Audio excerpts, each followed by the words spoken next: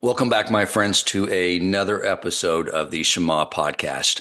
I have an episode lined up for us that I believe I will go back to and listen to again. Not to hear me. The last thing I want to do is listen to me yabbering on, but because of the content and the guest I have on to speak about it. There's a lot of ideas we discussed in this podcast. Why Hashem created the world, why we wanted this world, the purpose of it.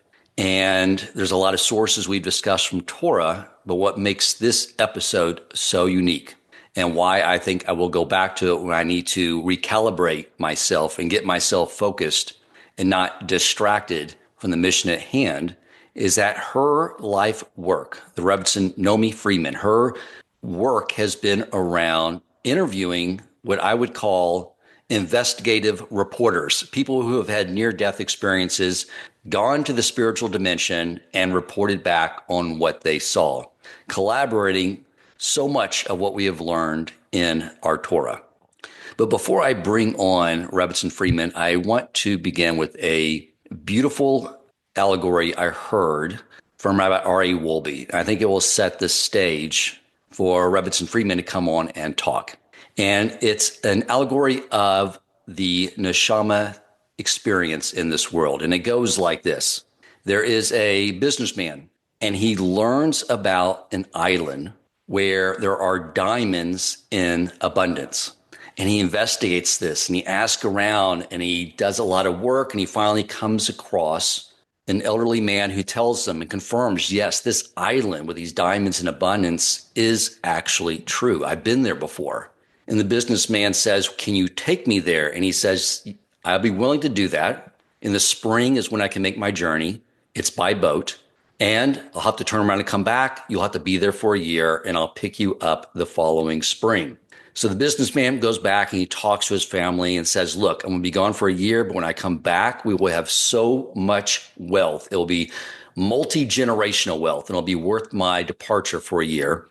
The family wishes him on his way. He takes this journey by boat, and he lands on this island, and he gets off the boat and walks on shore. And as he was told, it's unbelievable.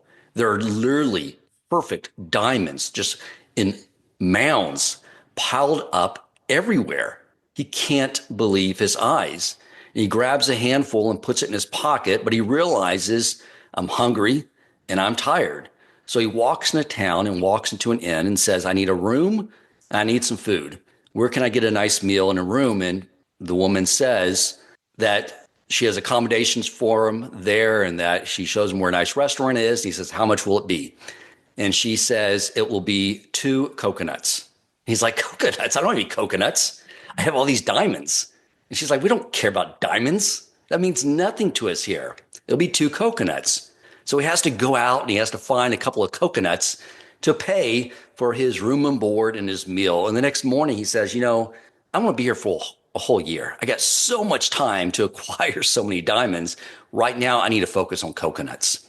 So he commits himself to learning about the geography of the island and where the coconuts are. And he finds an area of coconuts that no one else is able to harvest. And he, through his ingenuity, he's able to develop some technology to harvest these coconuts that no one else can get to. And he starts to become very successful, and he hires people and he builds a business, and he ends up buying out his competition. And within no time at all, this man is the wealthiest man on the island, the greatest coconut production business in the entire island throughout their entire history. He's made a big success of himself. And then one day, someone says, there's a man at the port waiting for you. And he goes over to see him. He says, what can I do for you? And he says, don't you remember me? I'm here to pick you up and bring you back home. He's like, oh my gosh, yes. I want to go back home and see my family. Just a moment. Let me gather all my things. And he gathers all of his possessions, all of his wealth.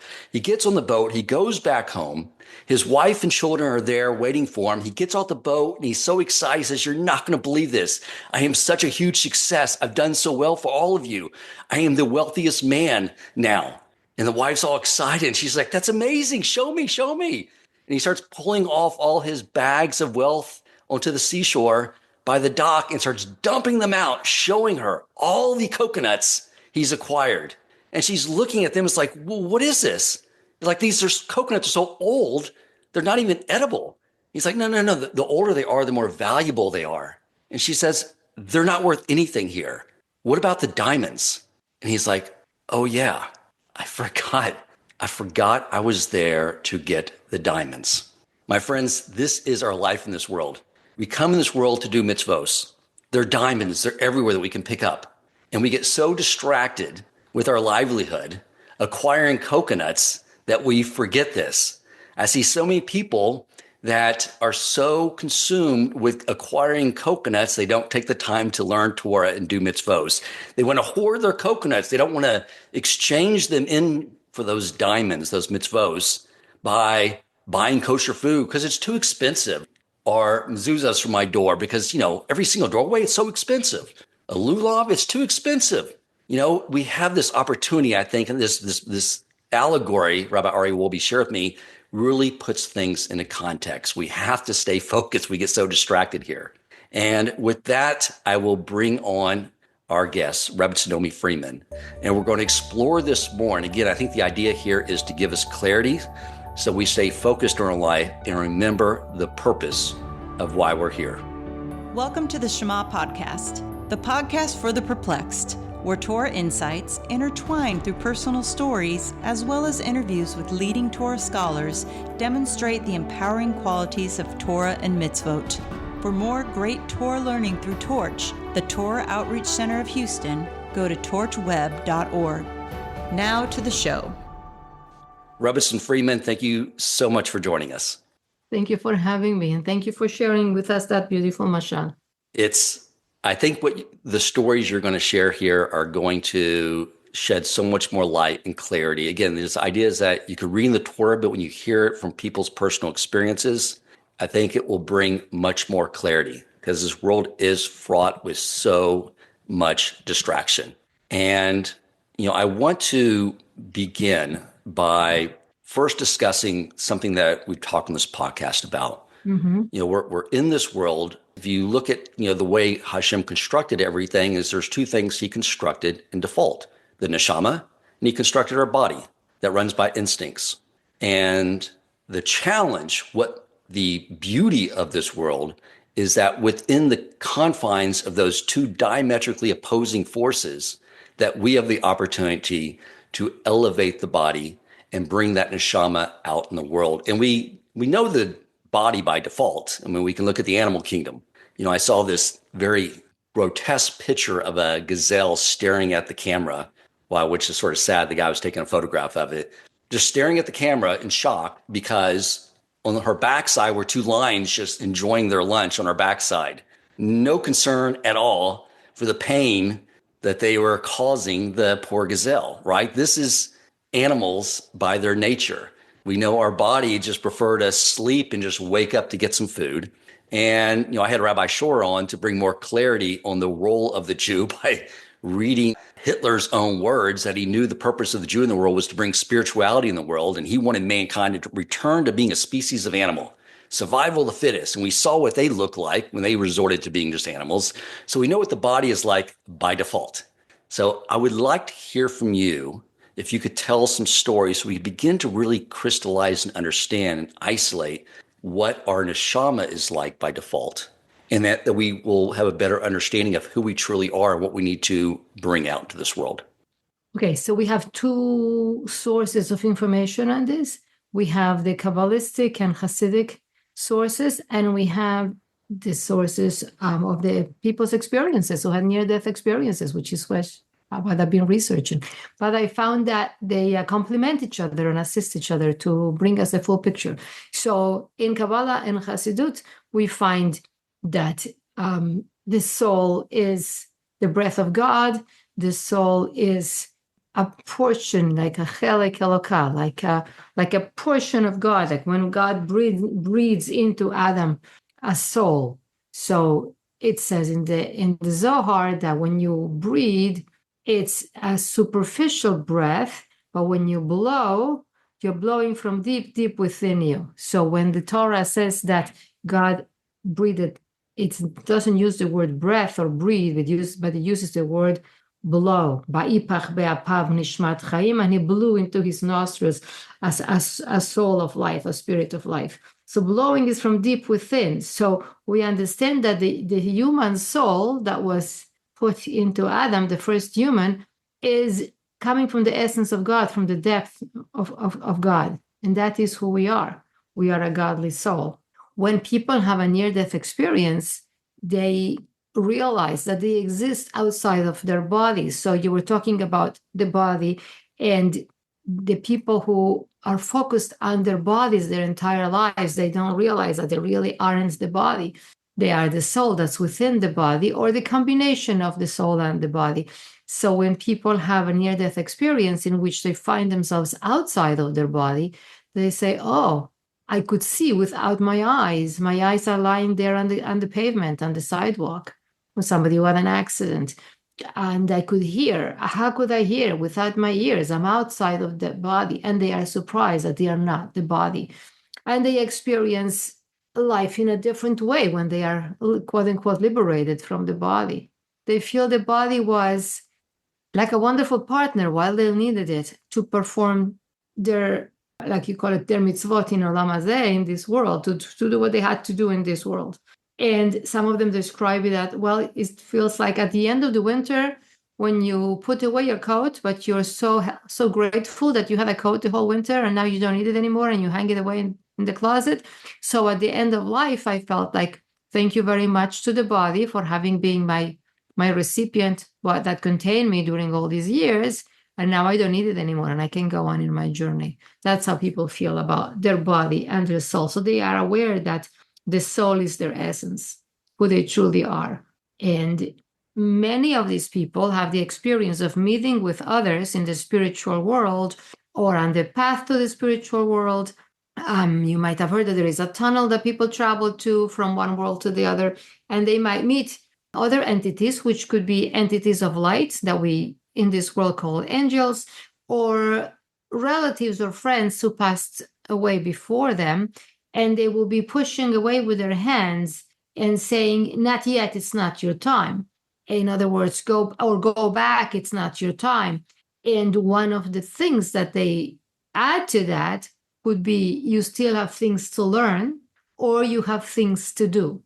And it's interesting that there is no mention of detail. People are not told what it is that they have to learn or what it is that they have to accomplish or do, because we are each put here with a mission to discover for ourselves, to find, to seek, to investigate, and to find the truth, and to follow the truth, and to do what we have to do. So they are told by other entities, whether they're angels or relatives that passed away before them, go back, it's not your time. And sometimes they add, you have things to do, and or you have things to learn. So we understand the soul comes here with a mission to accomplish. Let me ask you a question. When they first realize that their essence is no longer attached to the body, they're no longer in this world, does that status feel comfortable to them as far as like, I know what this was like, and that life in this world in the body was something that was temporary and I'm back home now? Or do they have any experiences like that? Yes. Okay. So that depends very much on the person. If the person was a spiritual person, then the transition is very easy. It just flows. And if the person was, like I mentioned before, somebody who believes they're only a body, and when the body is dead, everything's over, then they could be surprised and shocked. However, the feeling outside of the body is usually a feeling of a great peace, calm, no longer in pain, no longer anxious, all of the things that come from the body, like pain, anxiety, suffering, and all that vanishes. So they are in a wonderful state that makes them, quite happy and content to be there. Most people do not want to return to their bodies unless they have compelling reasons to come back to life, like small children, or they're taking care of an elderly parent, and compelling reasons of that sort. But sometimes, many times actually, even people with small children, they find themselves in such a state of calm and joy that they don't want to come back to their bodies. There's a verse in the Talmud, I don't recall where it is, but it says that when a tzaddik dies, it's like pulling a hair out of a glass of milk. And when a rasha dies, it's like pulling wool out of thick of thorns. Mm-hmm. It's very difficult because they're so locked in to So this world. attached to the world, to the physicality and the world. Yes. Right, exactly. Yes. So the So transition depends on the individual. let's start here with if there is a difference between, of all the people you've interviewed with their near-death experiences, if you compartmentalize by Jew and non-Jew, if there is a difference. Okay. This is a very interesting question, and I will start with the similarities. There are many, Okay. many things that are similar, that are pretty much the same, and those are the first stages. So, in other words, it's universal for people to find themselves floating above their bodies, traveling through a tunnel, in about half of the people having a life review in which they experience everything they've done, and they experience all the emotions they caused others, like living in themselves everything that they cause other people to live and to feel. And then, okay, when the experience gets to that stage already, it varies. What I would say I found to be different is that some of the Jewish people I interviewed talked about a Beit Din, which is a tribunal or a heavenly court. And some of them said the Beit Din was judging me, but they were kind and they were not tough with me. They were kind, they were supportive, they made me feel comfortable.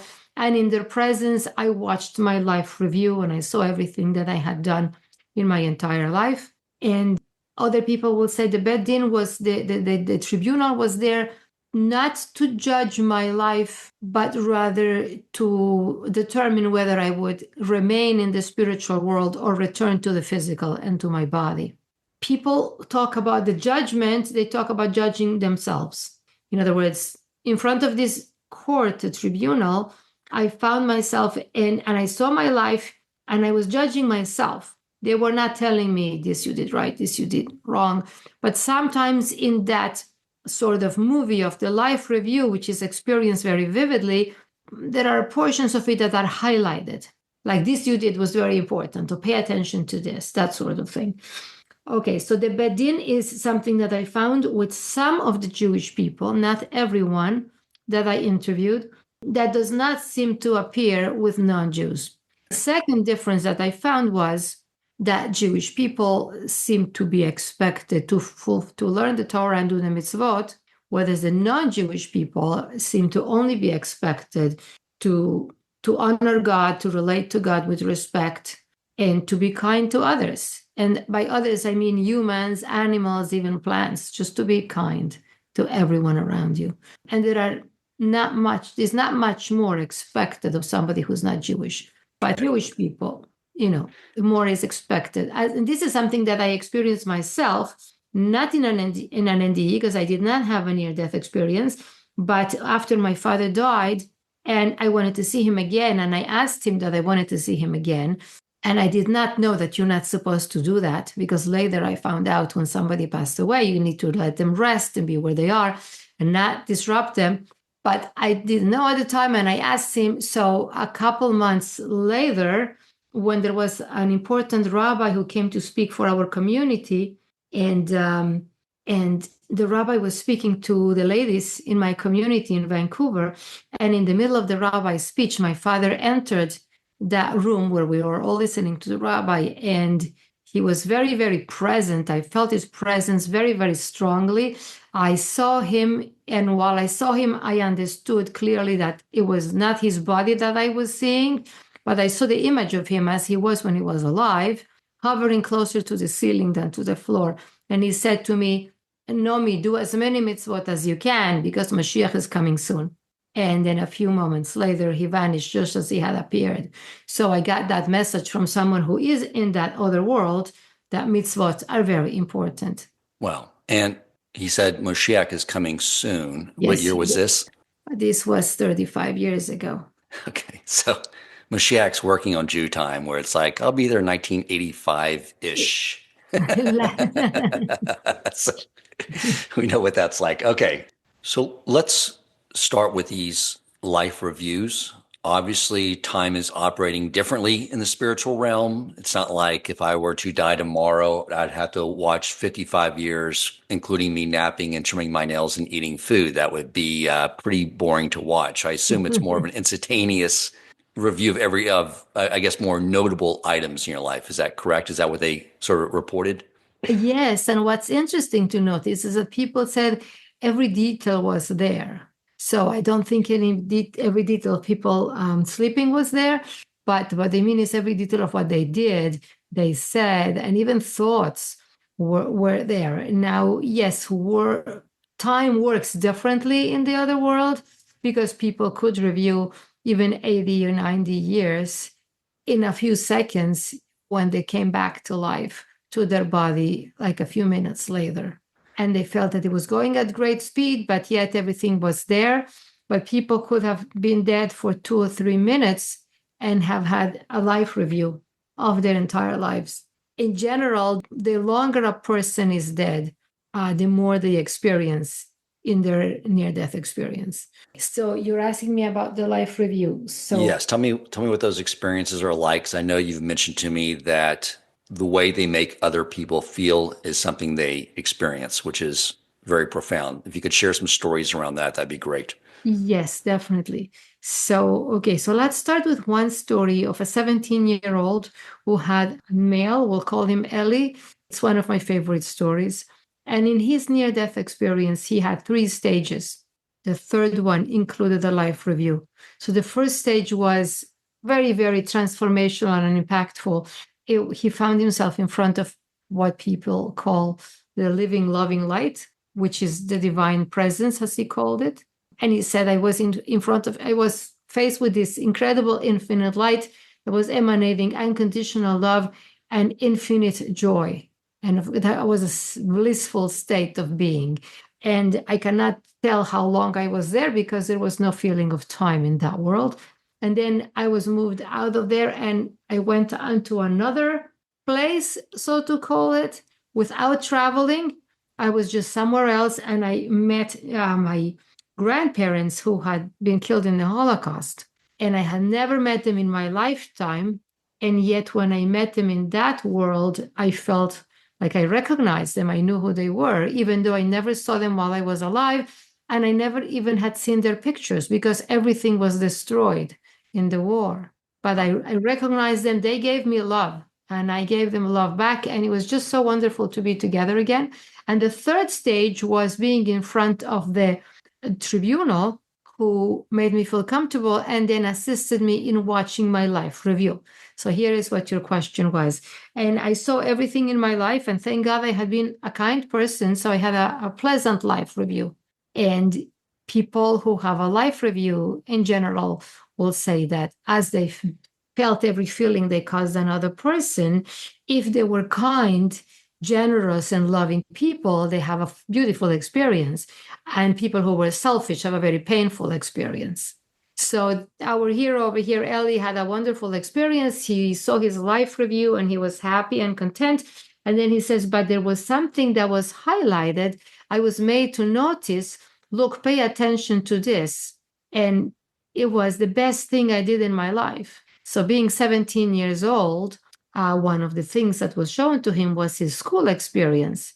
And in his school, there were bullies. And Eli confronted the bullies to stop them from bullying the weaker children who were getting bullied. And that showed us the best thing he did in his life. Was stand up for to stand up someone to that the needed. bullies, to protect the bullied children. Yes, that was shown as the best thing that he had done in his life. Yes, another example of a life review would be a woman whose name is Diane Morrissey, and she was electrocuted in her bathroom with an appliance, I imagine. Maybe she had wet hands. I don't know. She said she was electrocuted in her bathroom and she died. She was all alone. And her soul traveled back and forth from this world to the next through the tunnel several times. And one of those times, she was assisted by an angel to watch her life review. And she was also young. She was 28 years old. And she saw her whole life. And she said 2 things that she had done were highlighted or, made to show differently or as more important. And she says one of them was when she was in high school, she worked in the evenings in a home for the elderly. And was there a woman who had no family, so nobody ever came to visit her, and she had no teeth because she was very old. So this woman liked to suck cookies as a night snack before going to sleep, and nobody would bring her the cookies because when she ate them, after she ate the cookies, she would grab the person's hand and kiss them all the way up their arm in gratitude. And since she had no teeth, she would slobber, which people felt disgusted with. So people would not bring her the cookies. But Diane Morrissey said, I love this woman as if she had been my grandmother. And I brought her the cookies and I did not care about the kissing. So when she saw her life review, she saw that this incredible act of love and giving was one of the best things she had done in her 28 years, sort of like getting a PhD from the top university or winning the $1 billion lottery or whatever. Look what you accomplished. And not only that, she said, I felt like God himself and all of the spiritual beings in the spiritual world that we call angels were all showering me with love and gratitude for my simple act of kindness. And I understood that this is what counts. This reminds me of the Perkei Avos. Yeah. I can't remember the exact wording about not looking over what you think is a small mitzvah because you don't know really what's a small mitzvah and what's a big mitzvah. Exactly. The small things here are so important there. So important. And they seem like both these happen too with really no one else recognizing what the person was doing.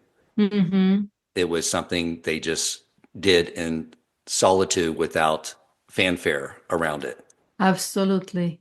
And the second time, the second experience that was highlighted in Diane Morris's experience was years later when she was driving her car down the road and she saw another woman whose car had stopped due to a malfunction. And this poor woman was trying to single-handedly push her car out of the incoming traffic into the parking lot of a supermarket. So Diane says, I double parked my car, taking a risk of getting a ticket or worse, getting towed. And I ran and I helped this woman push her car. And together, the two of us pushed her car into the parking lot of a supermarket that was nearby. And as soon as we finished parking her car, I ran out so fast because I was afraid of getting a ticket that she didn't even have a chance to say thank you. So basically, she helped a stranger who would never be able to pay her back. And that was an act of great unselfishness and great giving and kindness. So that she was shown in her life review that is amazing, amazing, amazing. And again, she felt a second time showered with gratitude and love by the creator of the universe and all of the spiritual beings in the spiritual world. So she understood that this is extremely powerful. So basically, she was feeling in herself what she had given to others, and not only to the one person that she benefited, but she said by all the spiritual beings, all the beings of light that inhabit the spiritual worlds, which is quite powerful because incredibly enough, they benefit from our acts of goodness and kindness as well. Wow, which completely aligns with everything we've learned, that our acts here have profound impact on the heavens. It seems like a small movement towards an act of kindness or service to Hashem. We think it's small, but it's has tremendous movements in the heavenly realm. It's nice to hear that from people's personal experiences. I like to focus more on these stories of feeling other people's feelings because it seems like, that is really the currency that we're trying to acquire. Those stories of it's how you make the other feel. It seems like in our life we get caught up on wanting to be right and win something or win an argument or get people you have to agree with me, and I don't think those play back well in a life review. The things only play back well in life reviews how you made the other person feel. Yes. And it makes me think of the 8 levels of tzedakah giving by Maimonides, right? Where the least holy level is to give begrudgingly. Because why? Because you make the other person feel bad for taking the money. And it all goes all the way down to giving anonymously, to giving to where where a third party is giving away the money. So the person receiving the money knows that whoever gave the money, they know the other person doesn't know who they are. So they don't have to walk around feeling like there's someone out there that knows they had to help me out. Right. And the number one is you give a person a business loan, you get them a job, because then you get them out of a state of giving. That gives them the best feeling. And so they all move, the levels of holiness of giving all correspond with the way you make the other person feel when you give. That's it. Yes, correct. Okay, so stories about how you made people feel. Okay, there are so many. I would like to select a few and probably keep it short with each one. One of them is a story of a man who was described as a type A personality, very intense, very demanding, and not so pleasant. So his wife, his family, and he was a manager, and his office, all the people who worked under him, they were basically stressed out or in fear. So, as sometimes happens to people with such intense personalities who drive everyone else crazy, they drive themselves crazy as well. He had a heart attack at an early age, and he died. But they took him to the hospital. He was resuscitated, and he survived.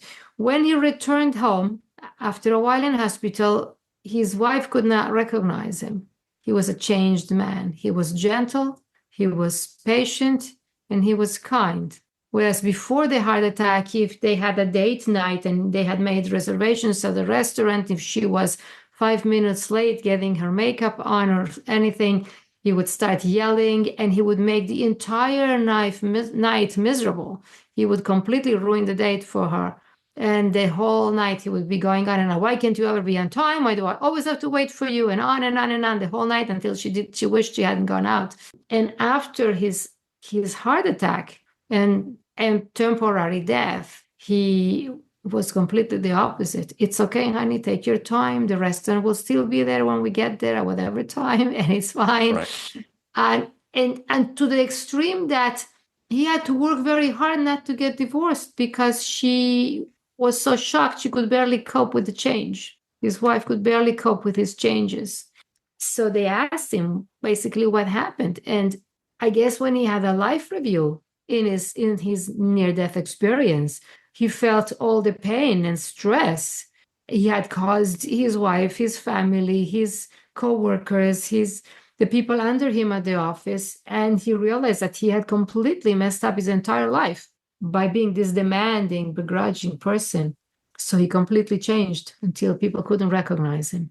So that's one example. So it was making me think of during the days of repentance that Hashem tells us before we do teshuvah with him to go out and do teshuvah with each other, to make things right with the relationships.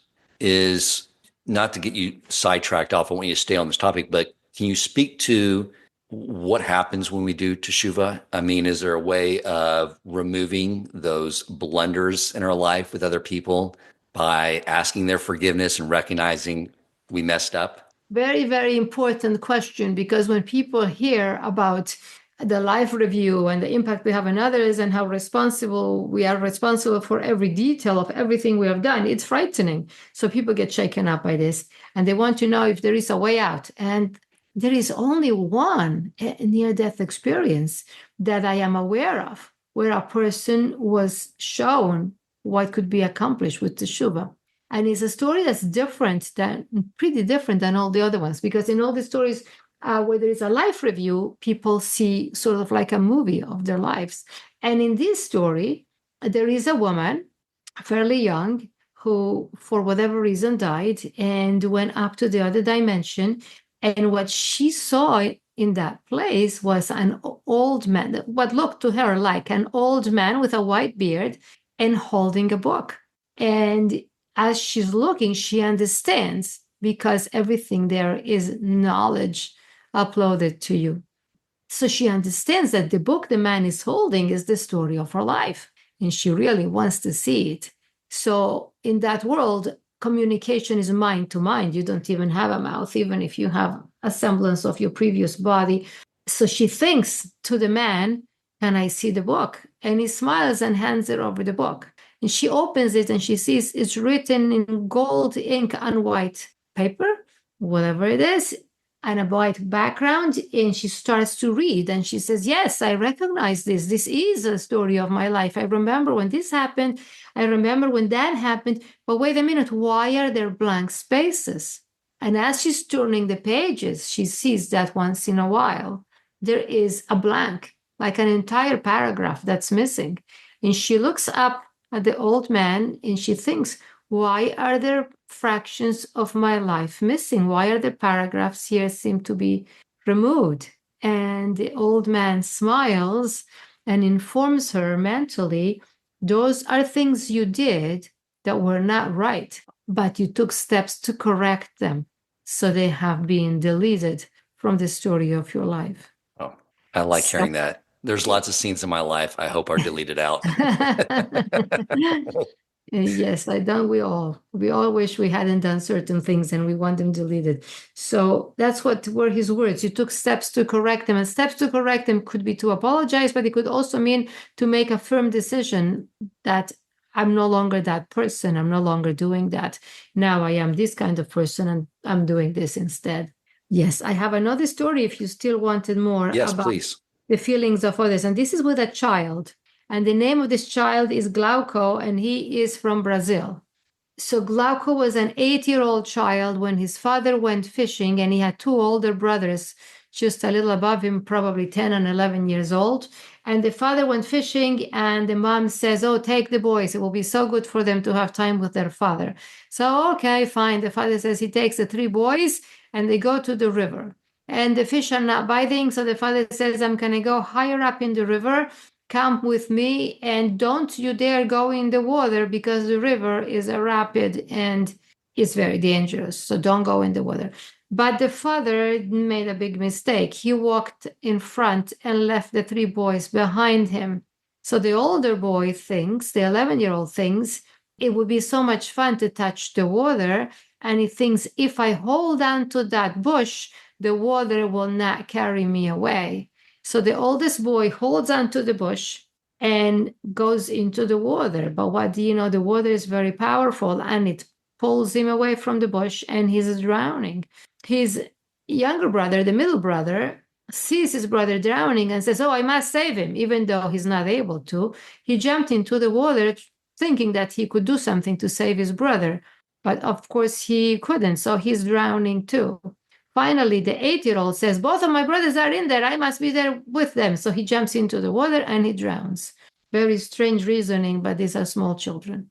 So Glauco, the 8-year-old, tells us the story of what happened to him. He says he was welcomed by a being of light who came to sort of escort him on his trip. And as he is moving on, he's shown his life review, even though he's 8 years old. And he sees everything he's done, and he sees some things that are outstanding, both in the positive and in the negative. So starting with the negative, he sees that one day he goes to a car parked outside his house, which does not belong to his family, and he has a key. And he uses the key to scratch the car because he's a small child and he doesn't know what he's doing and he's causing damage. Or he's being irresponsible. So he scratches the car, makes a little picture or whatever with the key that he has, and then he goes home. So in his life experience afterwards, he doesn't know anything else about the scratch that he made in the car. But in his life review, after seeing himself scratch the car and going home, he also sees his neighbor who owns the car coming and looking and seeing the scratch in the car and being very, very distressed and thinking how expensive it's going to be to fix it. And then, furthermore, he sees the owner of the car going into his house and telling his wife about it. And he feels all the distress of his wife as well. So this poor little boy turns to the angel, feeling all the distress of his neighbor and his wife, and he's so heavy with guilt and pain. And he turns to the angel and he says, but I'm only 8 years old. And the angel smiles and says, these are just lessons, meaning we're not punishing you. We're just showing you what happens when you do something without thinking or when you do something without caring to another person. So this little 8-year-old was made to feel all the suffering that he caused the people who were affected by his careless action. And furthermore, he sees a positive action. Glauco lived in Brazil, and unfortunately, there are many homeless people in Brazil, including children, which is so tragic. So one day, Glauco went to the park and met another child his age who was wearing torn shoes and torn clothes and very hungry. So Glauco says, well, are you going home to your mother to eat? And he says that he doesn't even know where his mother is. His mother left him in the street and ran away, and he's been homeless, and he has no one to care for him. So Glauco says, oh, come to my house. My mom will give you food. And Glauco takes this other boy to his house, and the mother puts them both in the shower and tells them both to shower. And Glauco shares his own nice and clean clothes with the stranger, homeless child after the shower, and his mother gives them both a warm, delicious dinner. And the boy feels in himself all the huge happiness and feelings of warmth and being cared for that this other child is feeling because he brought him home, which is an incredible thing in terms of the pleasure and joy he is feeling. So in his life review, he saw both and he felt both. Now, there is one person who said, and when I mention there is one person, it's because it's important to notice that when it's a unique experience, you can learn from it, but you can't make a book out of it. In other words, because it's only one person who says this, you have to take it, with a grain of salt and understand that not everybody says the same thing. But this person said, I felt in my life review all the joy and all the pain I had caused all the people in my life. From my parents, my siblings, my teachers, and my spouse, my children, the strangers in the street, every person I ever interacted with, especially close people and especially people that you see once in your life. And I understood that it was like a bank account where all the joy would be there and all the suffering would be minus from the joy. And my forever after would be the results of that. Sort of like a... And it's a chain reaction, like you said, like the young boy.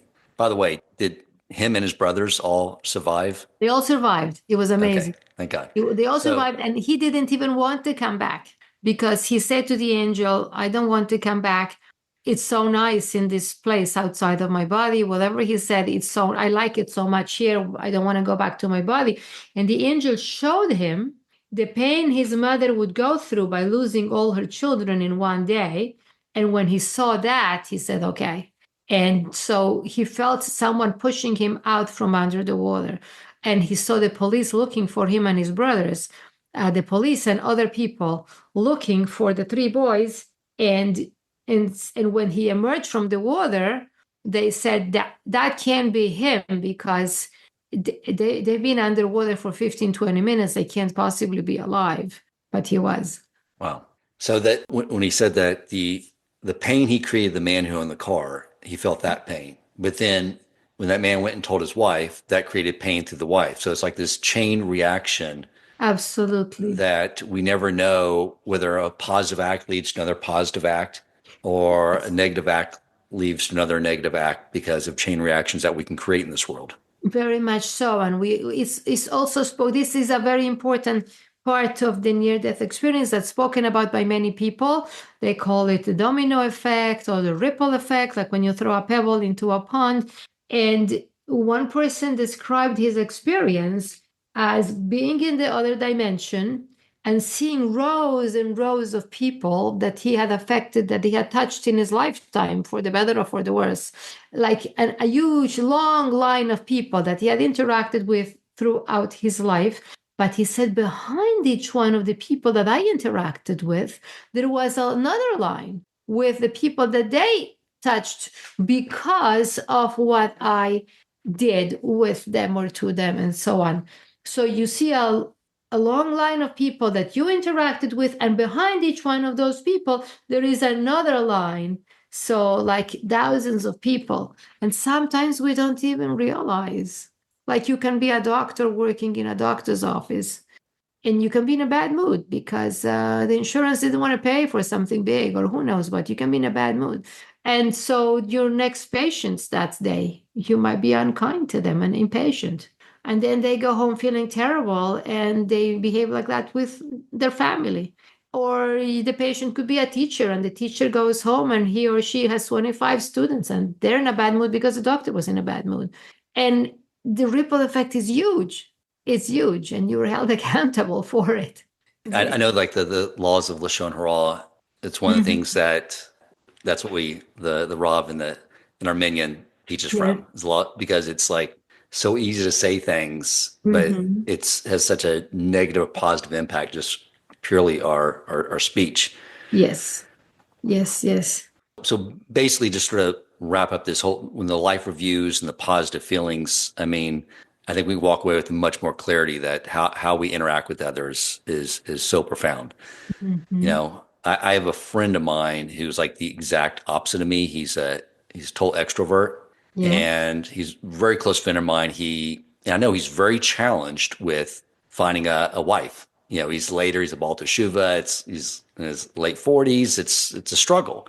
However, he never lets that, even though I know he's struggling with that because we're very close, but when he's out and about, when he comes here to stay in this community, like he makes every single person laugh. He engages everyone. Like he leaves everyone with a very positive feeling, you know? And I told him, I was like, you don't understand the spiritual currency you have by always just getting outside of your own little things and just focus on making everyone laugh and feel good about themselves. Like you're like the Elon Musk in the heavens with how much kindness you bring to everyone. Yes, because there in that world, your wealth is the light that you bring with you. Beautiful. Yeah. We have time for a little story about the light. Yes, please. I want to discuss that as well. So my friend Liba, she had a near-death experience when she was around 20ish, and she was at a swimming pool, and she climbed up the ladder to dive into the pool, and the ladder collapsed, and she fell, banged her head very, very badly, and her head broke open pretty much, and she died. Anyway, so she told me the story more than once because I was so interested.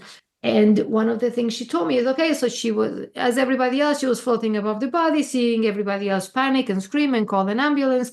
And then she's rising higher and higher. She's traveling through a tunnel. She gets to a world of light. And her experience was that she was in front of the tribunal. And she said, I was completely chill, calm, relaxed, and happy. I didn't care either way. The tribunal was judges that were sitting in a semicircle. Those in the right side of the circle were the judges of kindness who were saying, she's so young, she hasn't had a chance to live, let her go back to her body. And the judges on the left side are saying, no, she died, she came here, she has to stay. And in the center, in between the two sides, there is a entity of such incredible light that it was blinding, and she realized that there was someone in that light, but she could not distinguish who it was due to the very powerful light that entity emanated. So the two sides are arguing back and forth. She did not understand their words, but she did understand the general idea. And then the entity in the center banged on the whatever kind of table they have there, and the verdict was made that she's dead and she's staying here. But at that moment, another light came in from the side, which was also extremely powerful and almost blinding. But she did realize and was very aware that that light was her grandmother. And I asked her, why did your grandmother have that incredible light? And she said, my grandmother lived through the Holocaust, but she lived in America. And when ships were coming from Europe with Jewish refugees or anyone who was escaping Europe, she would find out and she would go to the port and she would welcome the people escaping the Holocaust and coming to America. And she would welcome them. And even though she was not a wealthy person to give them money, apartments, clothes, or anything, she had a smile and a hug and a warm welcome for everyone. And she would comfort them and tell them, this is America. Nobody's trying to kill you here. It will be fine. We will help you. We will help you find a job. We will help you find an apartment. And things will be so much better very soon. And with that, she completely changed her experience from coming in tremendous fear of the unknown and the uncertainty, and telling them it's going to be okay. There is someone here who cares for you and who will help you and support you. And she did that for a long time. And after the war was over and this was no longer necessary, she continued her work of doing kindness. She would go to the hospitals and visit the sick.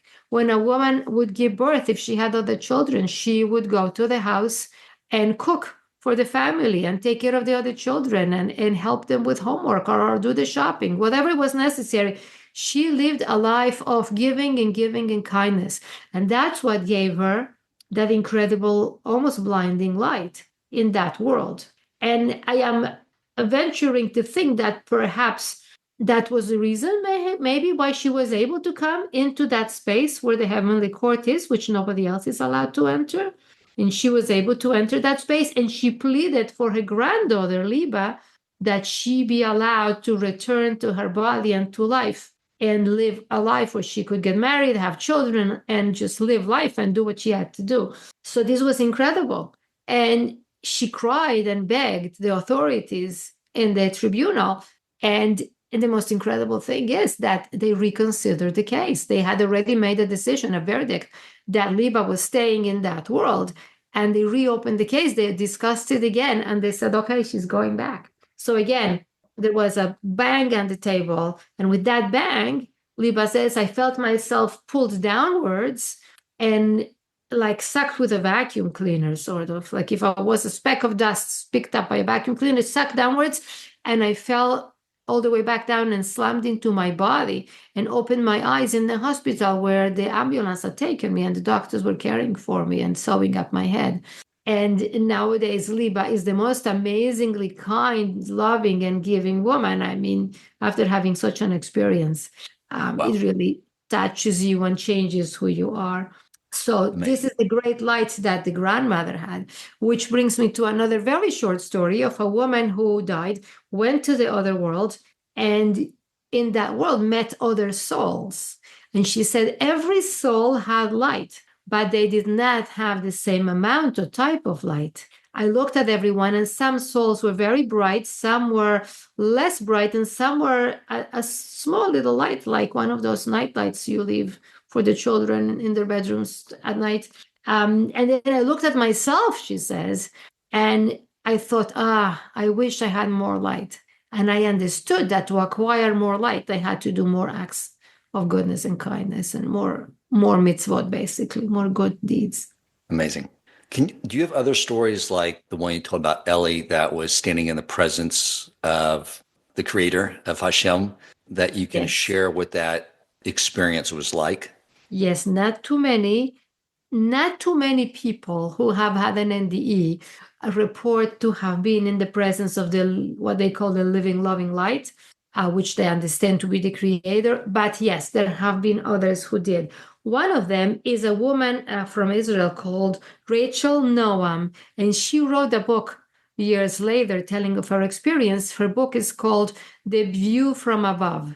The View from Above by Rachel Noam. A small portion of the book could be found at Chabad.org, because I'm saying this because last I checked, the book was out of print. It is in English, but it was out of print at the time. Anyways, Rachel Noam is a woman who was brought up in an anti-religious kibbutz in Israel, where she was taught that there is no God, that that's an old-fashioned belief, and we no longer believe in that.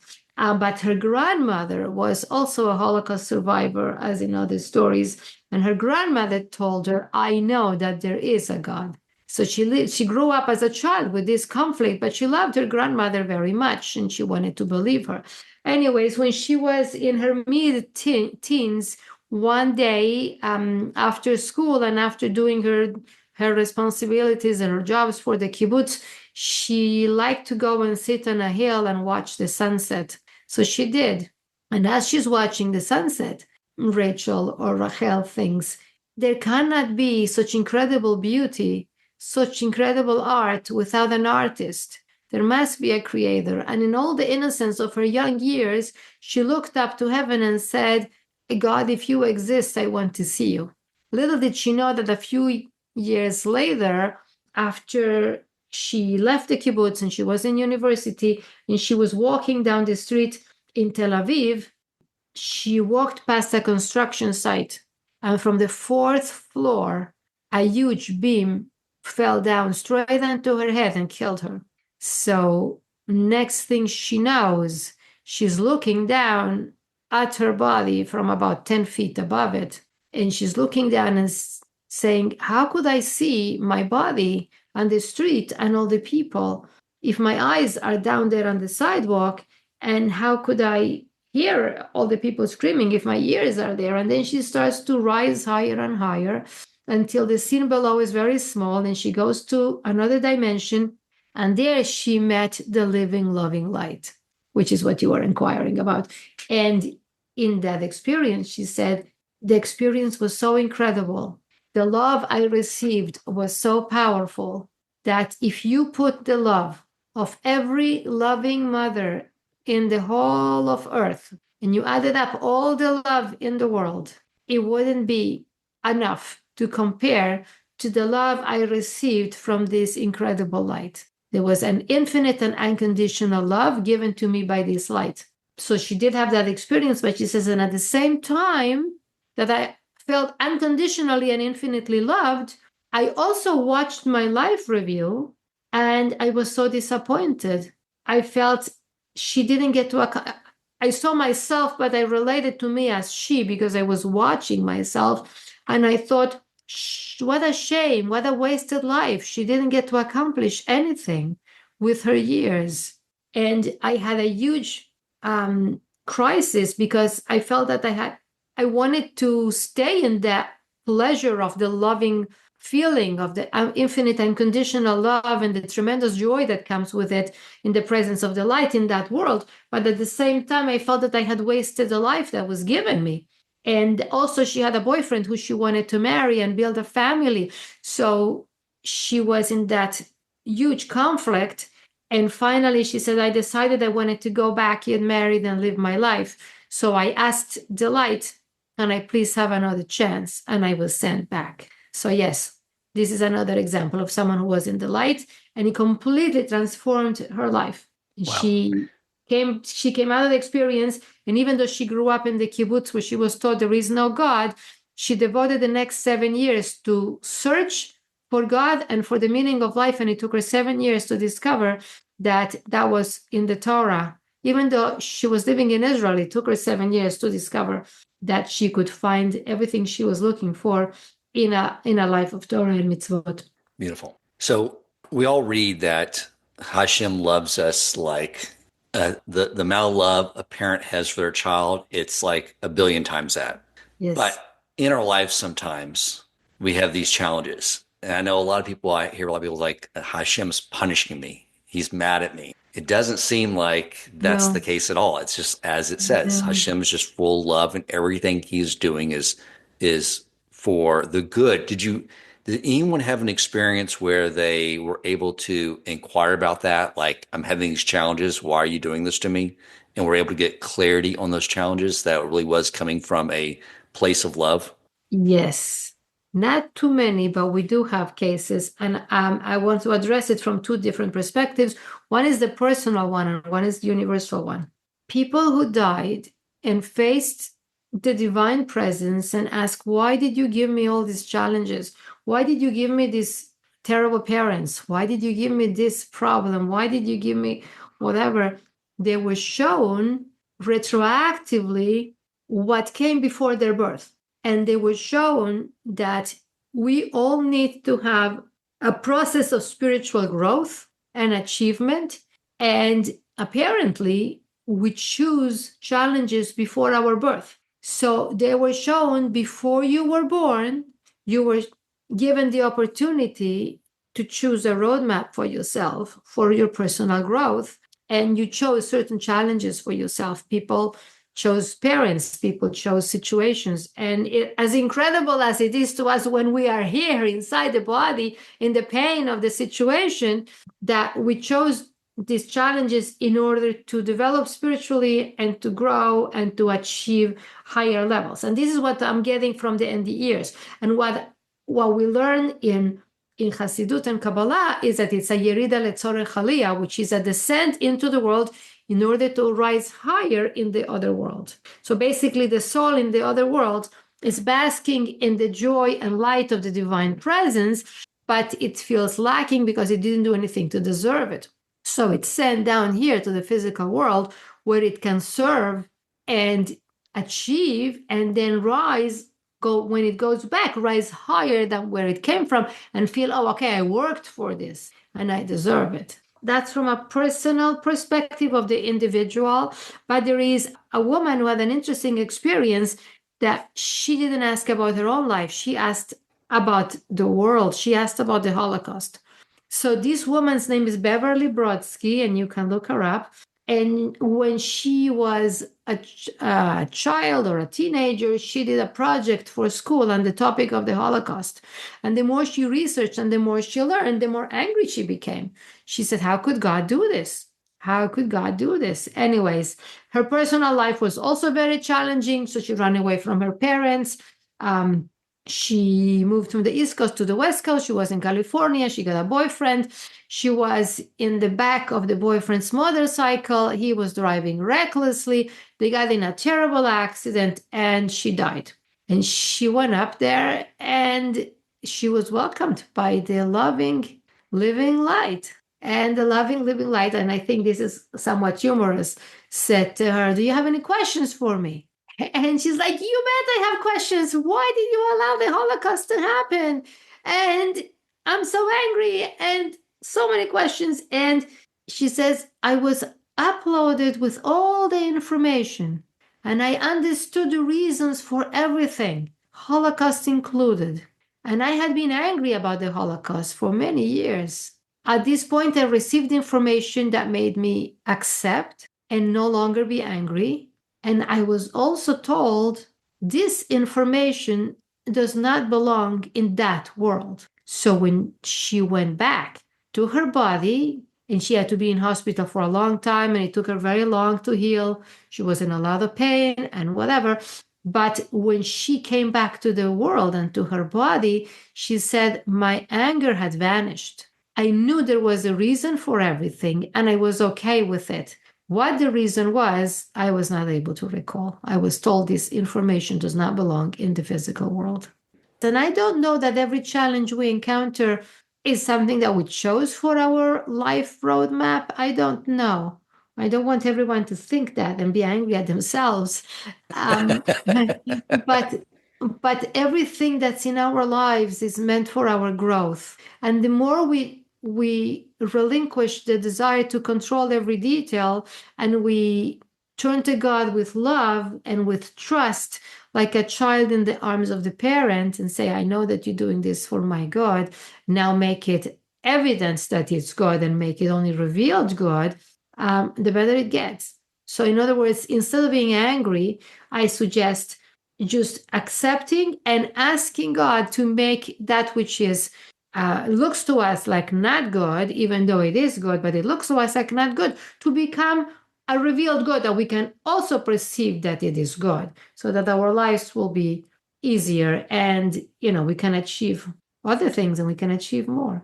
Okay, so I'd like to focus now on the last part of this podcast. We covered a lot, but we have to cover this, is that you just shared sort of an example of like the Kabbalistic parable of the bread of shame, that we wanted this world, we wanted the opportunity to reciprocate the love back to our Creator. Because in that realm, there's no way to reciprocate. You just receive and you have no way to reciprocate love back.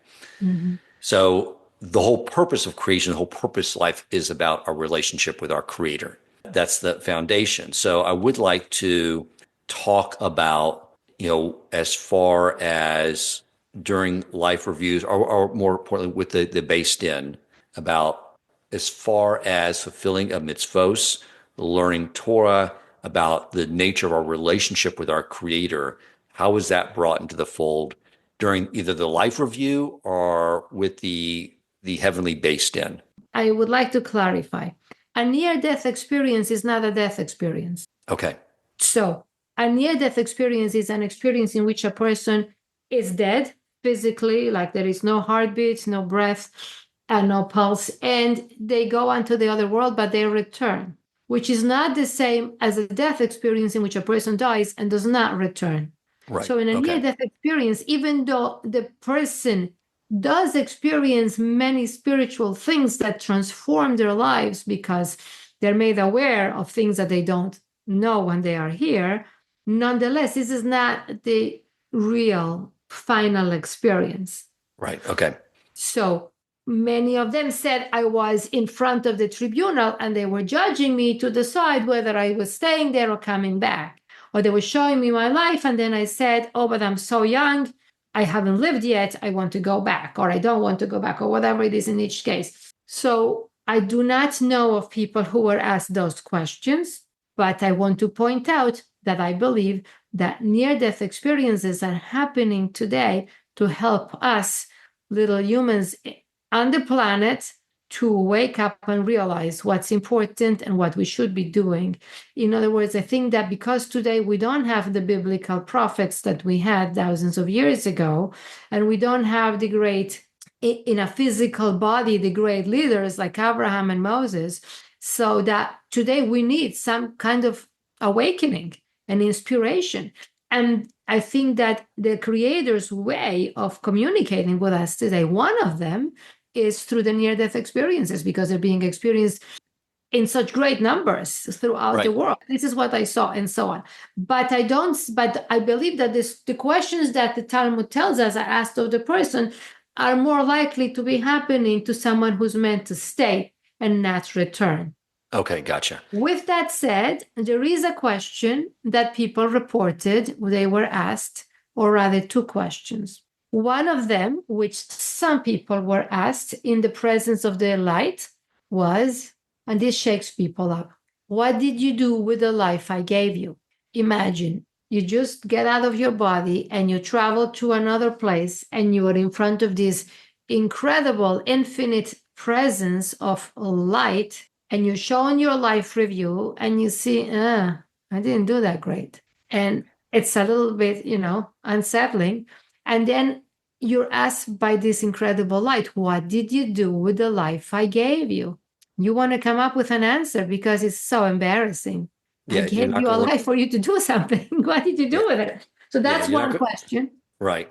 I was going to say, no one's going to look back at all the shows they binge watch on Netflix and say, I did that. Or I watched Sunday football. It's right. Yes. And the other question that some people were asked is, as they are watching their life review, there might be a pause or a focus on a specific event in their lives, and they might be asked, what was in your heart when this was happening?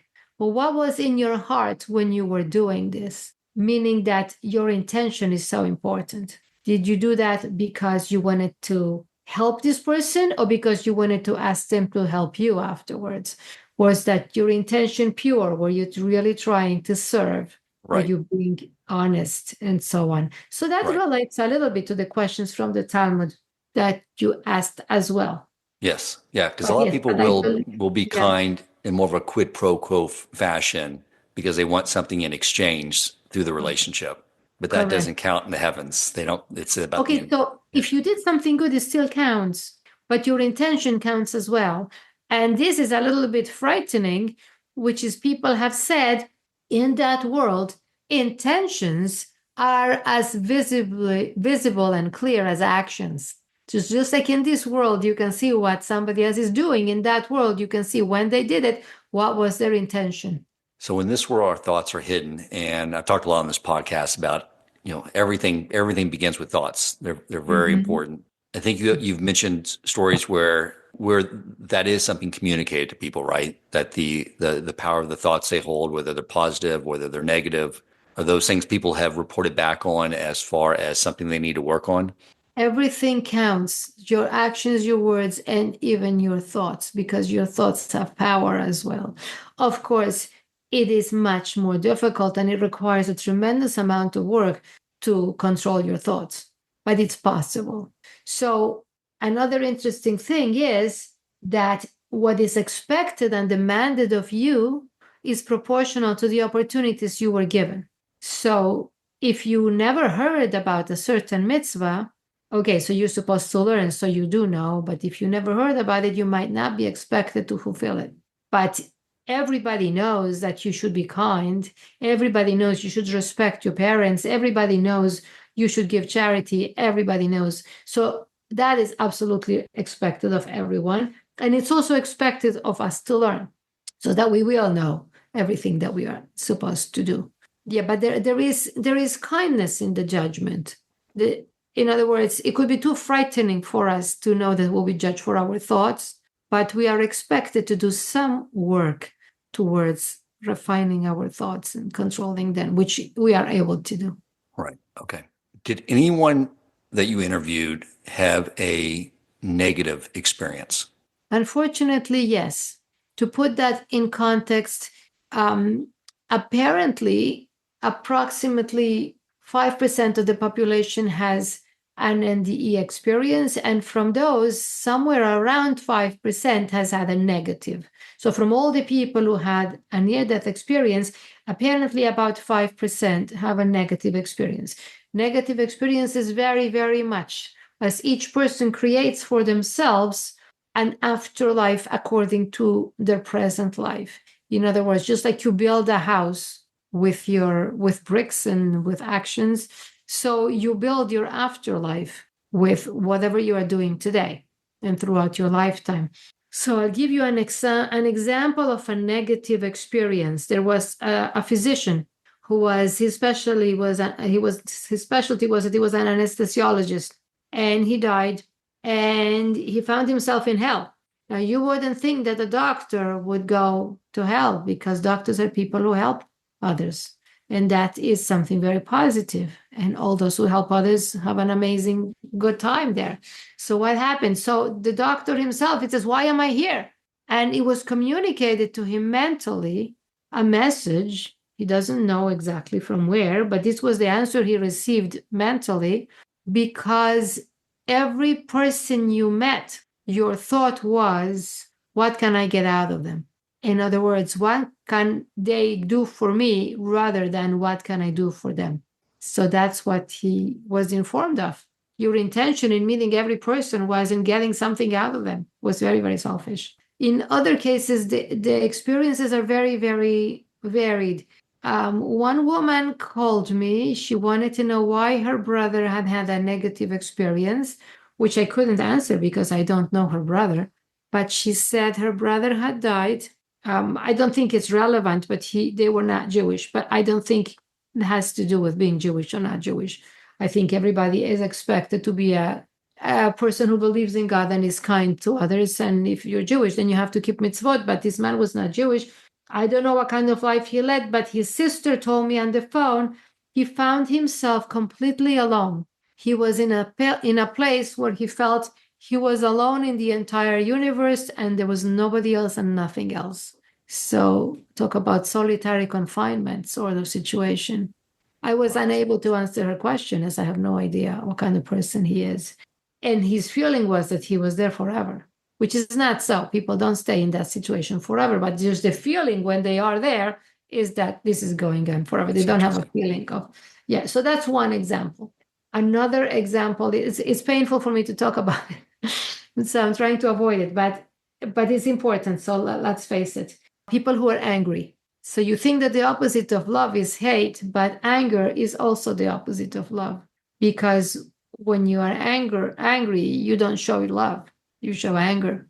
So there were experiences of people who died, they came out of their body. Okay, so this man was in the hospital, and his wife was sitting next to his bed, and he died. And as he's out of his body, his wife doesn't know that he died yet. And she keeps on talking and talking. And a male nurse came in and said, why are you talking to him? He's unconscious. He doesn't know a thing you're saying. And she was trying to talk to her husband to encourage him to come back. And this male nurse made fun of his wife and said, stop talking to him. He's unconscious. He can't hear. He can't understand anything you're saying. So the man was actually dead and out of his body, but the words of the male nurse made him angry.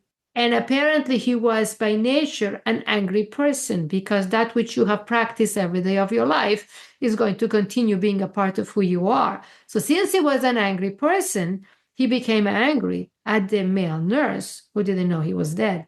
And when he became angry, he was suddenly not in the hospital room anymore, but he was in a place of fire. So there are different types of negative experiences, and they are impacted both by how we treated others and by feelings of love or feelings of anger. People said all you can bring with you to that dimension is love. What you did with love, what you said with love, and what you thought with love. Plus, that's your wealth and your light. Plus, your knowledge. You can bring two things, love and knowledge. So acquiring knowledge is also very important. Okay, does that answer your question? Yes, it does. And that course coincides with Torah, that the foundation of the world is Torah, mitzvos, and acts of loving kindness. Correct. That's what we say every morning before we start prayers. I accept upon myself the mitzvah of loving others as myself. And the meaning is so profound, as yourself, because they are yourself. People out of their bodies felt there is no me and you. It's impossible to benefit another person without benefiting myself. It's impossible to help another without helping myself. And it's impossible to hurt another without hurting myself. We are all one. Anything else you want to share? This is just like so enlightening. It brings clarity to all these things we learn about in the Torah, but really, I think. Yes, I do want to share about knowledge, because we barely touched on knowledge. We spoke mostly about love and kindness, but knowledge is important as well. As we mentioned before, that people who were sent back, they were told, go back, you have things to do, and go back, you have things to learn. So for a Jewish person, learning Torah is very, very important, required, and basic. I would like to share with you a story about learning Torah. Please. So Rabbi Mendel Glukovsky grew up in Toronto, and years later he moved to Israel, where he opened a Chabad center in Rehovot, and he used to come every year, once a year, to visit his mother in Toronto.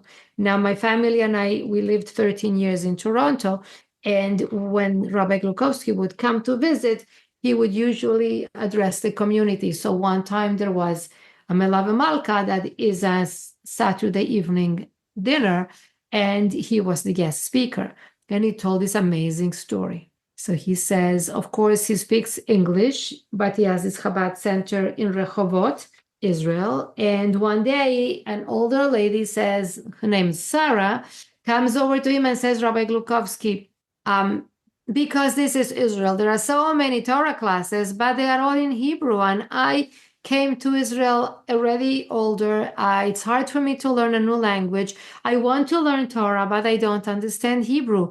You speak English, Rabbi. Would you give a Torah class in English? And the rabbi thinks and says, well, yes, Sarah, if you organize the Torah class, I will teach it.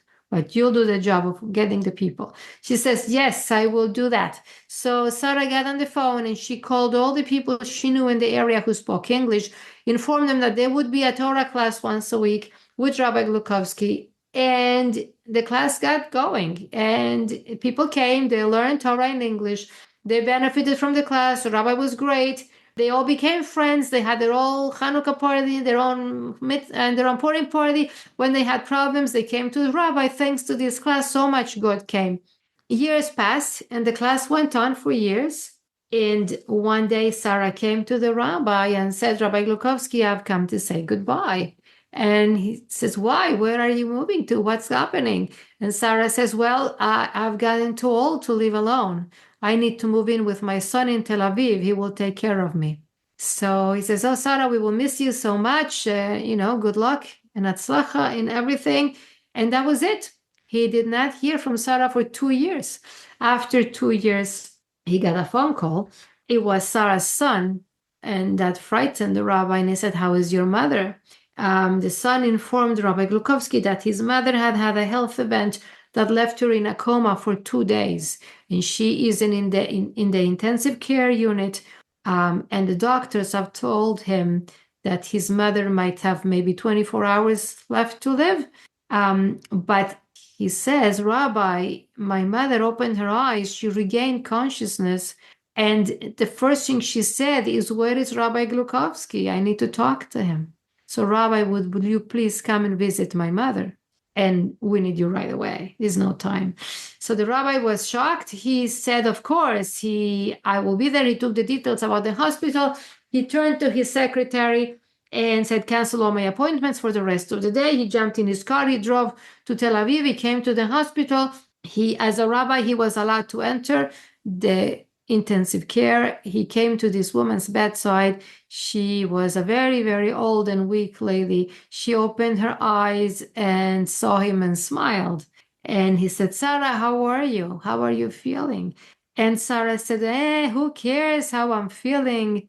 It's not important. She says, Rabbi, over the course of the past 2 days, I have been to the other world and back. When I was there, they showed me my crown. The centerpiece in my crown is a beautiful precious stone. It's the Torah class in English that you teach and I organized. I wanted to talk to you, Rabbi, to ask you, please don't stop the Torah class in English. At this point, the rabbi almost died because he was so shocked to hear this. And he composed himself and he said, Sarah, as long as people attend, I will give that Torah class in English. And he did. He visited with her. He left. And Sarah did not live to see the next morning. And she left us with such an incredible gift that we know that she has a crown in the other world. And apparently the precious stones in her crown are made of for good deeds. And the centerpiece is the Torah class she organized, which shows the importance of learning Torah and helping others to learn Torah. So yes. Amazing. Wow. Anything else you think is important to share? That was very profound. One thing that we have not talked about is so much. One thing that we might have not talked about is faith in God and prayer. So we can touch on that very briefly. Yes, let's talk about our relationship with God and prayer and faith and those things, since they matter so much. Yes, there was a girl who was having a 13th birthday. I did not interview her. I read her story. On her 13th birthday, she had her friends over, and her parents and her friends celebrated her birthday. And then her father and mother went out to have some private time. And they left the 13-year-old girl with her friends in the house. Upon her parents leaving the house, this girl announced to her friends, now that I am 13, I'm a teenager, I'm no longer a child. And therefore, I decide that I could drink. My father drinks alcohol every night. And now that I am no longer a child, I will have my alcoholic drink. She took a large 9-ounce cup and filled it up with alcohol she found in her father's collection. And she downed the entire 9 ounces of heavy alcohol at once. And she died. She fell dead right there in front of all of her horrified friends. She died within minutes because her body was not equipped to deal with 9 ounces of alcohol. The friends called the parents. They didn't know what to do. They're panicking. The father was so angry, he didn't want to come to the house. He didn't realize that she was dead. He thought that she had fainted. Anyways, in the meantime, the girl is dead. She is hovering above her body, and a spiritual entity that we will call angel for the sake of clarity, the angel comes and says to her, come, let's go. And she says, go where? And he says, well, you're dead. We're moving on to the other world. And she says, no, I can't die. I'm 13. And the angel says, well, you can't be in that body. It's gone. So she says, no, I must go back to my body. I must go back to life. I'm only 13. And she's arguing with the angel. Good for her. And the angel says, listen to this. The angel says, that body is too damaged. It cannot continue living. And she replies with incredible wisdom for a 13-year-old, even though she did something so stupid. She replies, there is nothing impossible for God. And with those words, she went back to her body and she lived. She was in a coma for days. She was in a coma for days and days. And everybody was terrified and horrified at what happened. But her words were, there is nothing impossible for God. And with that, she was allowed to return to that body where the angel had just declared too damaged to continue living. So her faith was so powerful, and it accomplished what even the angel thought was impossible. That's in regard to faith. And then there is prayer. So prayer, there is two kinds of prayer. There's many kinds of prayer. There is a prayer in which you read prayers in a prayer book, and there is a prayer in which you just talk to God like your best friend and open up your heart. And the deeper the prayer, the more it's coming from the heart, the higher it reaches. And we'll have an example of a person who out of their body and traveled to the other dimension, and they were shown planet Earth from the distance, like an astronaut, sort of. And they see planet Earth, and they see little dots of light all over the planet. And a voice communicates to them, see those little dots of light? In every dot of light that you see in the world, there is someone praying. And then the whole planet Earth lit up, and the voice said, if everyone would pray, it would look like this. And the whole planet was lit up like the sun with light. And then the lights went out, and only the small little dots of light remained. And the voice communicated, but it is not so. In other words, not everybody prays. There is also the story in regards to prayer. There is the story of a rabbi, Rabbi Gaizinski, Chabad rabbi in Great Neck, New York, who was dead for 40 minutes. That's 40 minutes from a heart attack. And he told many things upon his survival. And one of the things he said was, while I was out of my body, so many people were praying for me to live and to be well. He said, I heard every voice and every word of prayer uttered in my behalf for me to live. Wow. And we know that prayer is very powerful, and it could change the reality of the world. So for those who think, and at some points I even thought this myself, why would such an infinite, incredible God care that a little speck of dust like me is saying something? But that's the answer. He cares. He loves to hear our prayers. And he wants to hear from us like children talking to their father, like someone talking to their best friend. So just in addition to the prayers that you might read from a prayer book, just talk to God and pour your heart out. He wants to hear from you. And your prayers change the reality of the world, just like your faith and the faith of that 13-year-old girl. Amazing. So if we're going to wrap up, I think I would like to conclude with what I usually conclude with, which is things that I want to think about on a daily basis in order to live my life, as it's meant to be lived. And Yes. those are two things. What my father said to me when he appeared to me a couple months after his death, which is do as many mitzvos as you can because Mashiach is coming soon. And I think that what he meant by that is I wanted to know that he was okay, and he wanted me to be okay because he's my loving father who wants the best for me. And being in that world called the world of truth, where truth is not hidden like in our world, he sees that every mitzvah that we do is so powerful. And he wants me to be wealthy with that kind of light. And he wants me to do as many mitzvahs as I can. And that's my message for everyone who's listening. Do as many mitzvahs as you can, because that will be your wealth. That will be your light. And the second, which is a question, which I like to think about regularly to encourage me in my path, is what did you do with the life I gave you? If you live every day with the knowledge that at the end of the journey, you need to answer the question, then your life will be different because you know that you are here to do, to learn, to accomplish, to love, and to give. So let's leave our listeners with that thought. What did you do with the life God gave you? Beautiful. That's the correct way to wrap it up. I'm so inspired. I mean, it's just good to hear that this world is, as I sort of opened up in the introduction, it's full of distractions. Mm-hmm. There's so many ways to just waste the time we spend here.